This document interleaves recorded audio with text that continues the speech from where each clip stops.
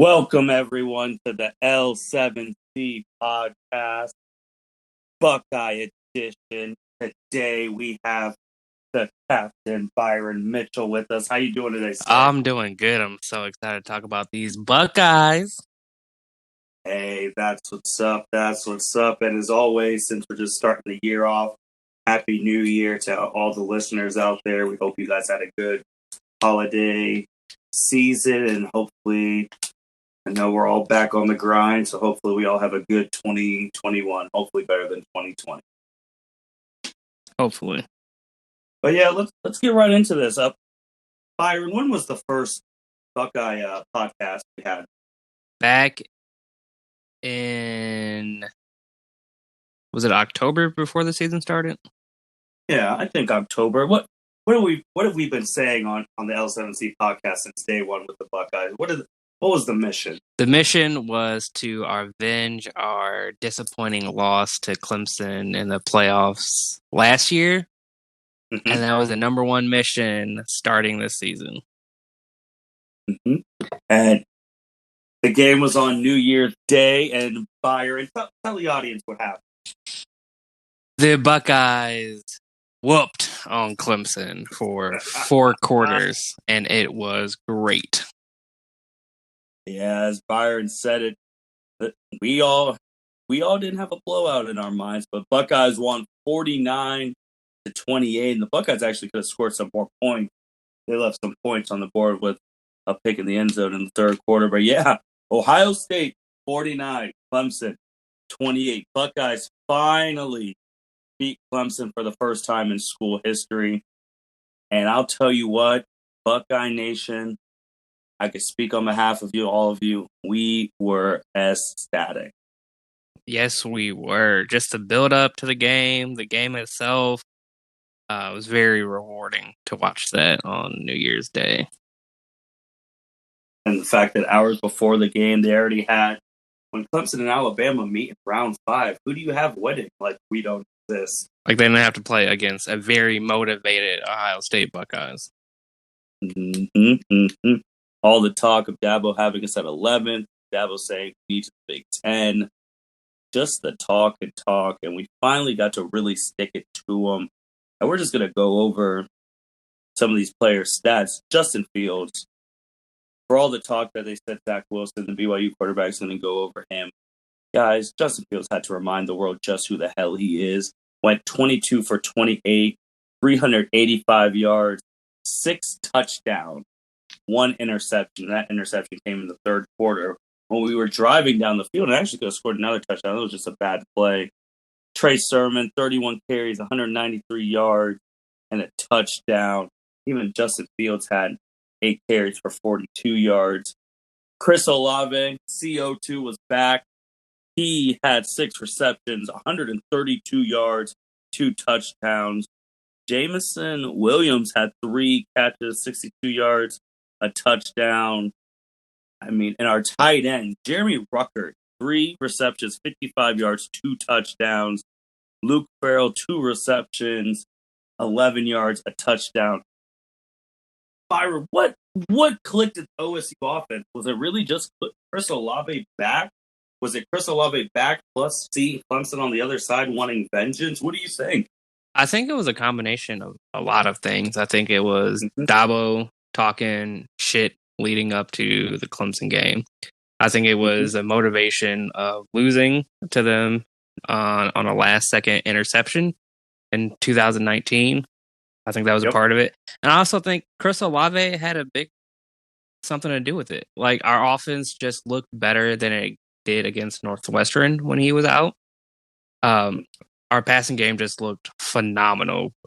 Justin Fields had probably the best game of his Ohio State career against Clemson. Yeah, going into this game, we all said Justin Fields needs to play well for us to stand a chance. If he played like he did against Northwestern and Indiana, we were going to get cooked. And with all the talk surrounding him, he did play the best game in his career at OSU, and probably one of the best performances we've seen at Ohio State in a big game. in a while.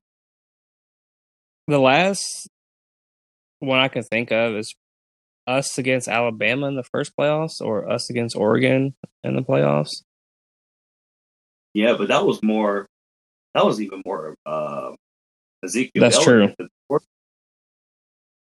This was, and they didn't, and our no one had pressure going in. Well, besides winning, but Justin Fields, man, his draft stock was starting to get low. People were starting to talk about him a different way. Like he really had something to prove, and 6 touchdowns, 1 pick. Shouldn't even have that pick is just remarkable. And the fact that when he got smacked in the second quarter, came out of play, checked back in, threw a touchdown, looked at Ryan Day and said, "We're not losing this game." I mean, he was on a mission to finally beat Trevor Lawrence. Mission accomplished. Mission freaking accomplished. And Trevor Lawrence, you think of that score 49-28, but Trevor Lawrence went 33 for 48 for 400 yards on us and 2 touchdowns, 1 pick.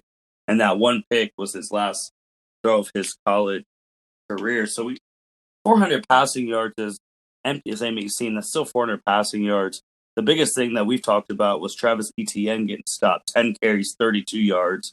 And Trevor Lawrence having 10 carries, -8 yards. If you guys remember last year, Trevor Lawrence ran for 100-something yards on us, especially that big run that's been hailed famous now. So holding their 2 top runners, Travis and Trevor, I felt like was a big key on our defense. What do you think? Definitely a key, because Travis Etienne, like in his games previous to the Ohio State game, he just gets loose and scores 2 or 3 touchdowns. But to hold him to 32 yards was huge, and of course, holding Trevor Lawrence to -8 yards was huge too, because he's definitely a mobile quarterback, as we saw in the playoff game last year. Right, agreed. And was there? I mean, this was the biggest. This was probably one of the biggest wins in a long, long time for the Buckeyes. And what did you? That second quarter, looking at the score sheet, where we scored 21 points and they scored 0. That was the game right there. Yes, it was. We had a big second quarter. We needed something big, and I think that having that second quarter was, like you said, was a key to winning the game, because they couldn't come back after that. Like, they scored 2 touchdowns in the second half, but we also scored 2 touchdowns in the second half, and they just couldn't come back. Yeah, that second quarter changed everything, because the first quarter we both had 14, third quarter we both had 7, fourth quarter we both had 7. So you take away that second quarter, it's a tied game. But that second quarter, and just seeing Justin Fields bomb it downfield whenever he had the chance, man, it's hard to explain as a Buckeye fan. It was just amazing finally seeing us beat them, because like we said on the last pod, it was starting to become one of those things like, oh, last time, Ohio State can't beat the SEC. That would beat SEC at bowl games. Like, oh, they can do it. Now we can't beat Clemson. We finally did it. That it's not just an Alabama, Clemson, NCAA football league. We're in here too. And it's crazy how Ohio State was a real underdog in this game. No person picked them to win. No one did. I think because of the way we looked against Northwestern, I think they forgot how good we can be when we're firing all cylinders. So I think that's why everyone picked Clemson to win, because they've been consistent, except for that, despite that one loss to Notre Dame earlier in the year. They've been consistent throughout, all their games, even with the backup. Trevor Lawrence was out that Notre Dame game, right? Yeah, that's when he had COVID. Right. So when he's playing, they're consistent, and I think that Northwestern game just left a bad taste in everyone's mouth. Agreed. And I think also why Clemson got picked to win the game, which, if there's anything that I had bad to say about the game, is again the Trevor Lawrence 400 passing yards, and Powell 17 from Clemson had 8 catches for 139 yards, 2 touchdowns. So our corners are still not up to the par that we are accustomed to. And there's nothing really you can do about it now because we're in the national championship game. So it's not like they're going to get supremely better over a week span. So we're going to have to really scheme because, as everyone, yes, Alabama did beat Notre Dame. So it's going to be an Ohio State versus Alabama national championship game. I am nervous about that game only because of one player. Well, maybe two now. Definitely Devontae Smith and maybe healthy Jalen Waddle. Yeah, let's hop into that. Came out a couple just yesterday. You shared with the group that Jalen Waddle was coming to practice, and we were all like, "Wait, what?" And I don't know if this is just like a simple. Me personally, right now, I think it's a simple like Jedi mind trick game where now Ryan Day and them don't expect Jalen Waddle to play, but they at least have to prepare somewhat if he does play. Because if you don't expect him to play and then he does play, that's going to be problematic. Yes. Because if people don't remember, Jalen Waddle is better than Devontae Smith. And Devontae Smith, as of just right now, congratulations to him, just won the Heisman Trophy. Well deserved. Oh, absolutely. And we all said that last podcast. If he didn't win, we're going to riot. But if you have a wide receiver coming back on your team who's better than the Heisman Trophy winner, that's a problem. That's a problem. And let's just call it like see it. When Sean Wade's been the primary defender on someone of adequate, same skill level as him, if not better, he's been getting cooked. And it's not fair to him, it's scheme, it's all that. But when you come to Ohio State and you're supposed to be the next top defensive back from Lattimore to to Okuda, to all of them, you were next up. You opted out, opted back in. We expect you to be a shutdown corner. And he hasn't shut anyone down. And I'm not saying Jalen Waddle was playing, but now you're going to have to guard the Heisman Trophy winner.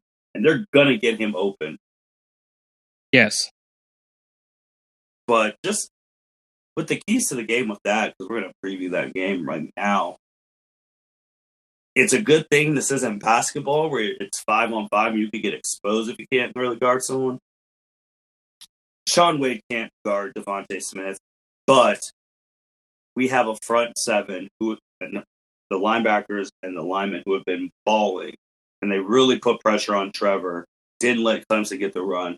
And I personally think right now they're the keys to beating Alabama right now because we cannot let Mac Jones throw that ball to Devontae Smith and all the other weapons. He's not the only person on the team. And they have the best running back in college football too, in Najee Harris. Yes. They have a pretty good offense, and like you said, I think our front seven. If we can get pressure on Mac Jones and hopefully Devontae Smith doesn't have time to get open before Mac Jones throws it, I think that will be the key to the game. Yeah, I agree because we just went from playing the best quarterback in college football, and now we're about to play the best wide receiver and best running back in college football. So if we do beat Alabama, we beat the 3 best players position-wise in the game.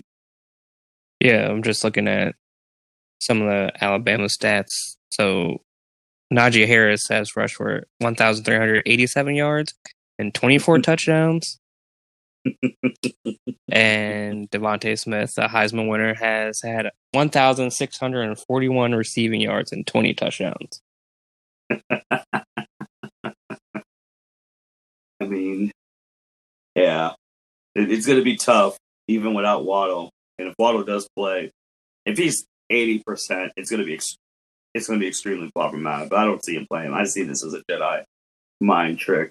But let's hit some news about this game too that just came out today as recording. Nick Saban's daughter, which I even forgot he had kids. She had an interesting tweet before that. It was talking about the college football playoff championship might get pushed back because of COVID concerns from Ohio State. which I did find a little odd because we just came back from Clemson beating Clemson, and we're back at facilities at OSU. So I was just wondering, is it the COVID cases that we already had, or these new ones? Yeah, that's what I'm wondering too. Then conspiracy came out that we're trying to push the game back so that Justin Fields is fully healthy.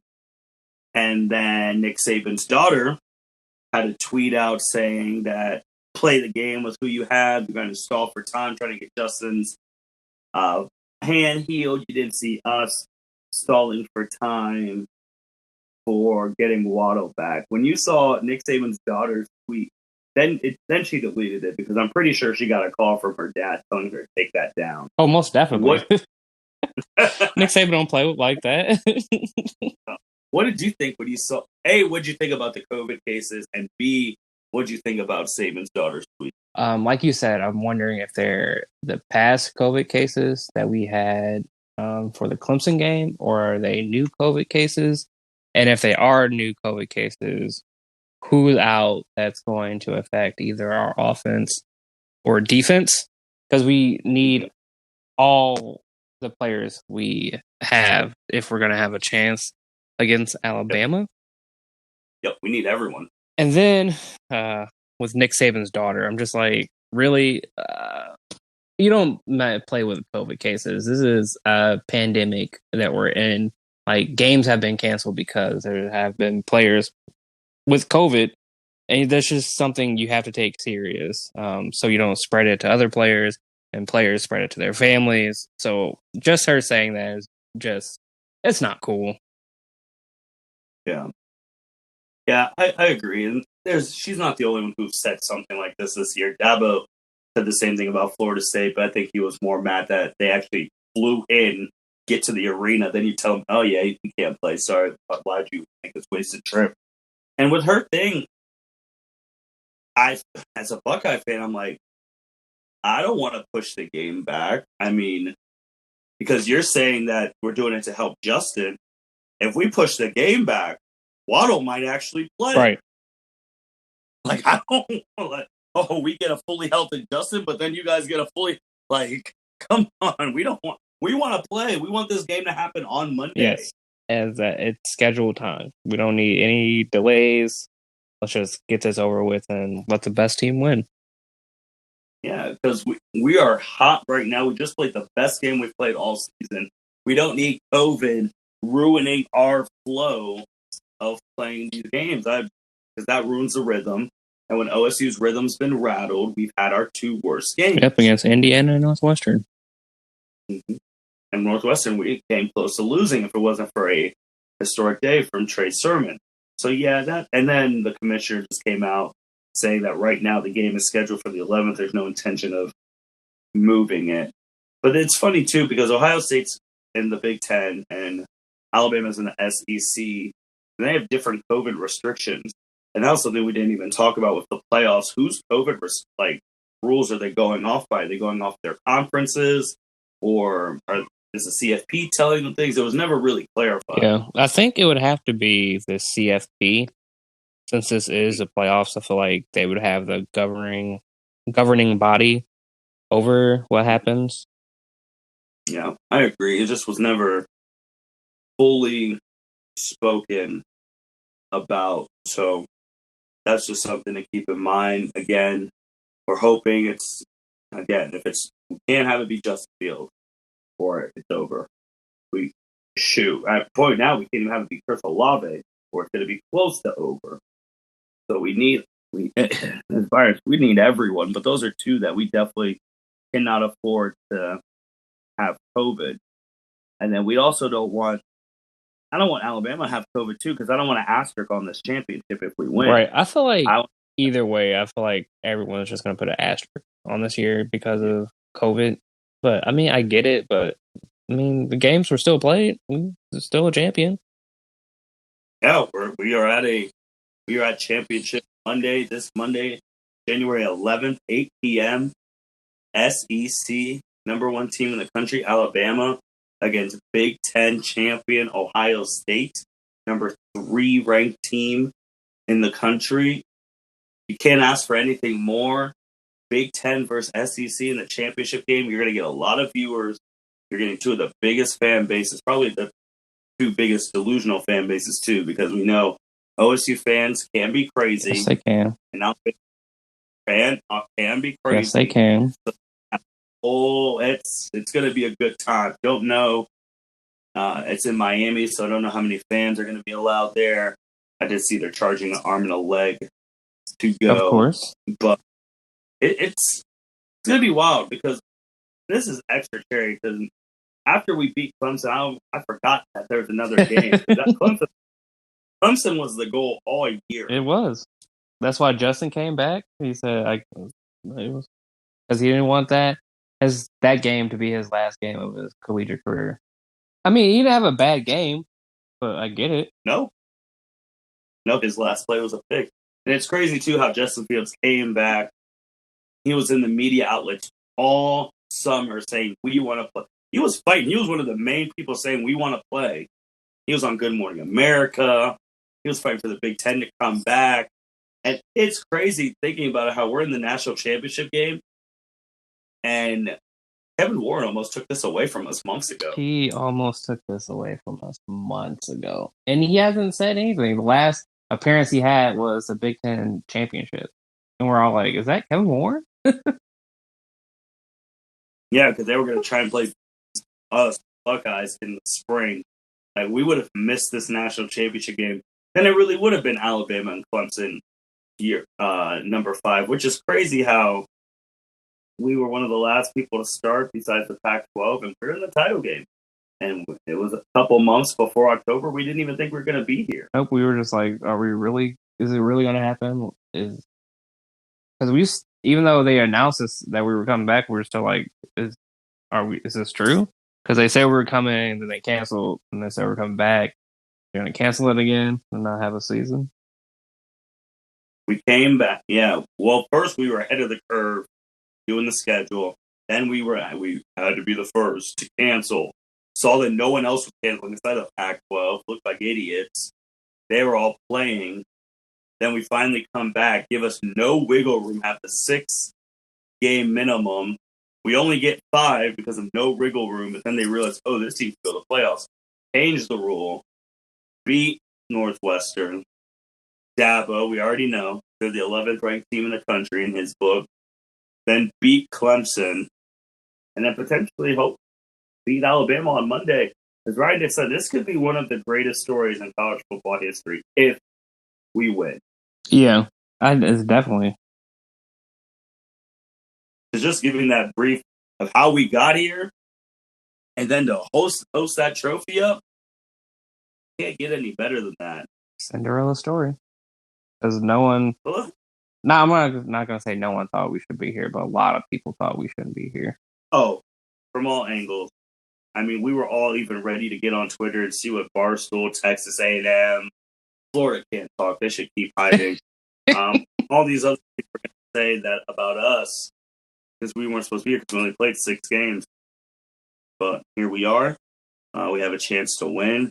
So that game, Monday, January 11th, 8 p.m., we're all going to be watching together. Shoot, depending how late it is, we might do live reaction. I'm down for a live reaction. So, Byron, just with this, because, I mean, Clemson is a very good team, but Alabama is just a different beast right now.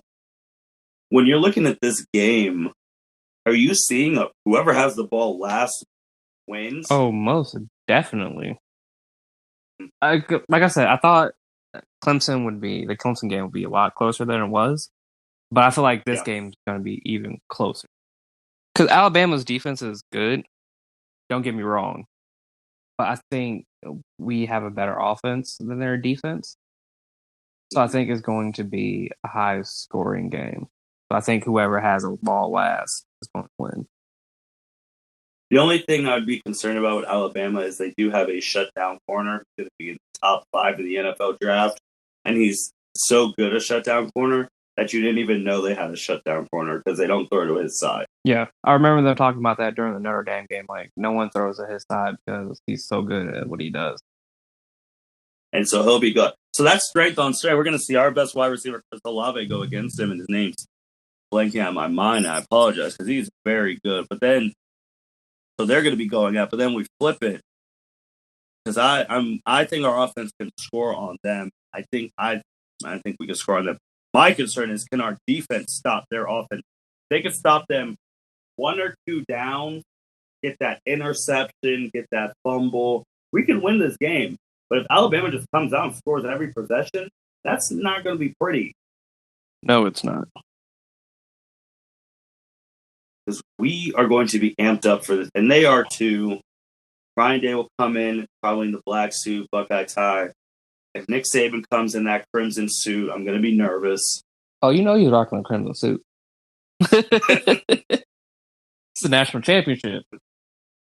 Yeah, this is going to be good. Like, this, I don't think it's going to be a blowout unless everything goes wrong for one team and everything goes right for the other.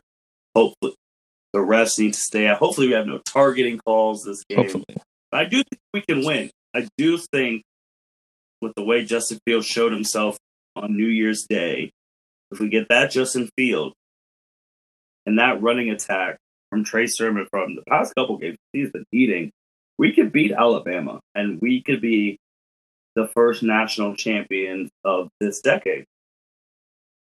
That would be so lovely. Your first national champions of the playoff system, first national champions of the decade. Just has a nice ring to it. It'd be Ryan Day's first national championship as a coach. And then if you do that, just think about the champion, the coaches. Jim Tressel won a national championship. Urban Meyer won a national championship. And if Ryan Day wins the national championship. We got a national championship from each of those coaches. And if you even go back to Woody Hayes and Earl Bruce, like, from our top coaches, we've at least gotten a national championship. Yes, we have. I think, and I would definitely add to Ryan's Day legacy and probably help with recruiting. Like, oh, they just won the national championship. I want to go play for Ohio State. I mean, yeah. I mean, Ryan Day's only lost one game. That was last against year. Clemson. Against Clemson. So Ryan Day should technically have been in back-to-back national championships. He should have. I don't know. We'll see. Byron, so what are you feeling about this Clemson? I mean, I know the Clemson win, but is there a way that we can move? We're going to be celebrating this for a long time, but can we move past it and fully focus on the title game? What is your score for the national championship game? How do we win? We win by keeping Devontae Smith in check, also Najee Harris, because like you said, they are the best players on Alabama, the best players in the country. Yep. And I think if we can get pressure on Mac Jones to have him either throw it early or force him to make a mistake, I think that would be good as well. Because with that Clemson game, we definitely got to Trevor Lawrence. He, I think, fumbled a couple times, and then that last-second interception at the end. So you can tell he was not having his best game. Even though he threw 400 yards, there's still a couple times where we got to him, and he made some mistakes. So if we can do that with Mac Jones, I think we can win this. Yeah, I agree. Limit them. We got to weather the storm. Clemson did score on their first possession, and we were all just sitting there like, oh, no. So we can't get rattled. We didn't get rattled against Clemson. They scored on their first possession, came right back. We were going, and then we had the big explosion. So we got to weather that storm. Alabama's going to score points. They are going to score points. Unless Sean Wade and those boys do something right, they're going to score points. We got to get over that. And we just got to weather that storm and fight back. I can't predict that we're going to have another 21-0 second quarter, but instead, let's just be consistent. The same keys to the game that we had to beat Clemson this year that we messed up last year. When we get to the red zone, get touchdowns. Got to score. No field goals, touchdowns. Because Alabama is one bomb from Jones to Smith to being right back in the game. So we got to get touchdowns when we're in the red zone. That's the biggest thing. Don't get caught up in individual matchups. I know Sean Wade's we talk about him all the time. We're going to be talking about him on Monday. Don't get caught up in do your job. Do what the scheme is. If you're not going to get credit for locking Devontae Smith up, fine. you can get your credit by having a nice shiny ring as a national champion. Yes. And on offense, Justin Fields, don't force anything. There's nothing. I don't want to say there's nothing left to prove. You proved yourself that you can go toe-to-toe with Trevor. The Heisman thing's over.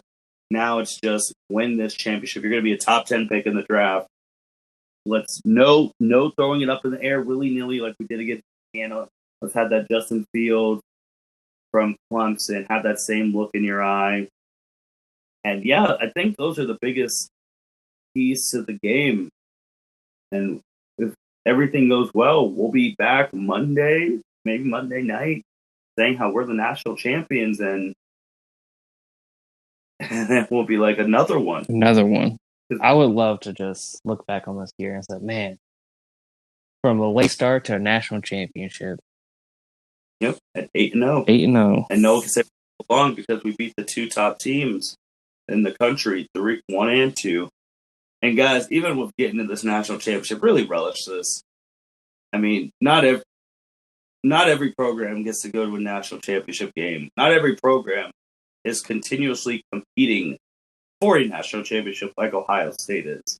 Even Clemson, they were down for a while. It took Dabo Swinney a long time to get them to where they're at. There was a time where Nick Saban and Alabama were not good when he first started. Then from 2009 to now, they are the team that we know.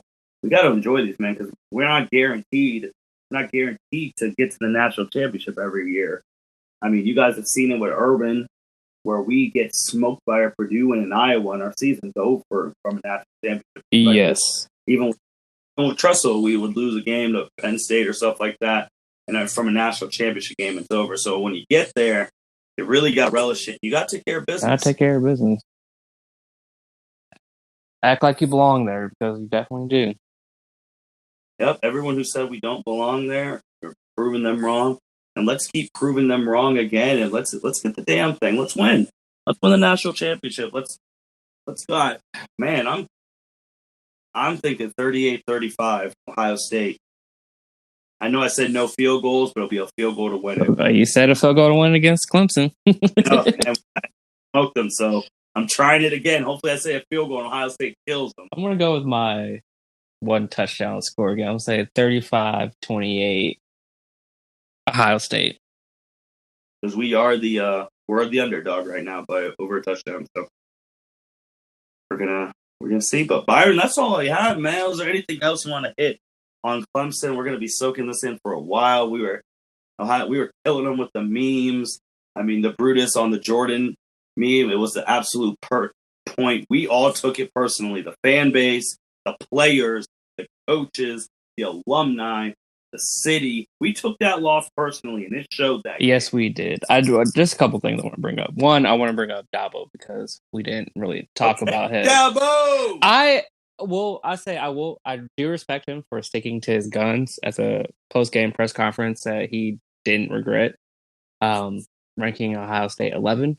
But I will say he said that the rankings didn't have any extra motivation for them.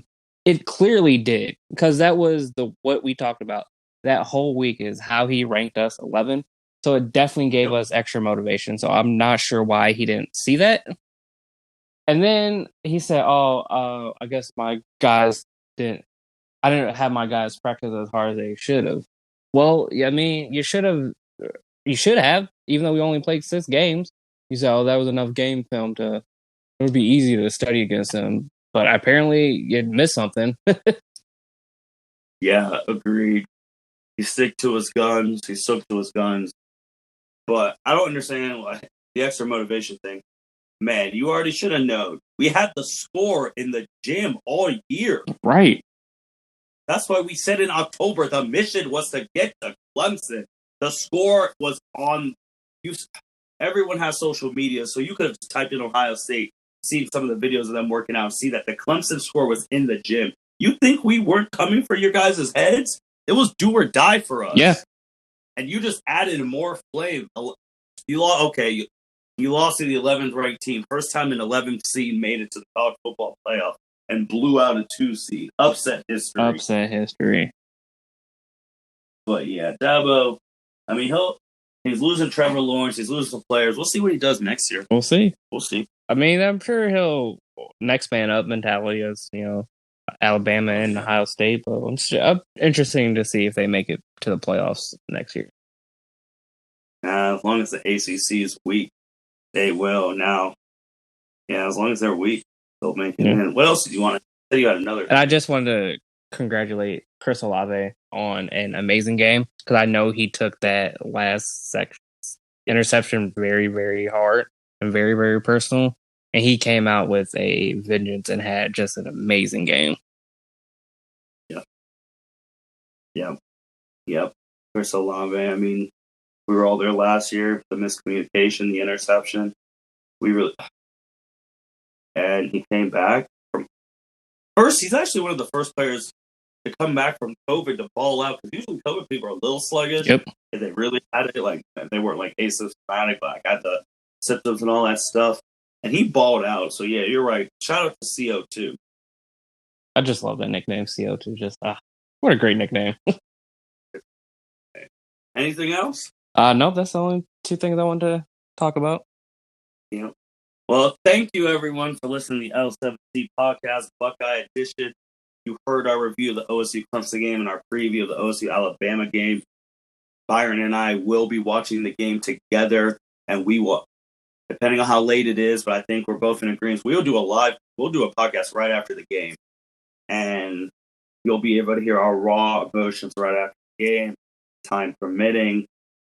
And this is what you're going to need to listen to get ready for the game. Again, the championship game on ESPN, January 11th, Monday. As of right now, it has not been moved due to COVID. So right now, it's still set for Monday at 8 o'clock. Alabama, Ohio State. Need I say more with those two teams? National title. Let's go. Let's go, Bucks. Thank you all for listening to L7C Podcast. Happy New Year. You guys take care. Thank you for listening to this episode of the L7C Podcast. Be sure to like, rate, review, and subscribe to the channel. Follow us on all social media platforms, and we'll be talking to you guys soon. Take care.